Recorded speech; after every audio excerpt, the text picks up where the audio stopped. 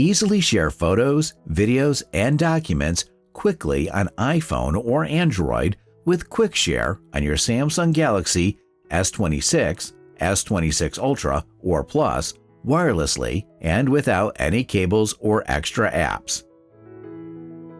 First, select the photos, videos, or files you want to share. Once selected, tap the Share button at the bottom of the screen. From the sharing options, choose Quick Share.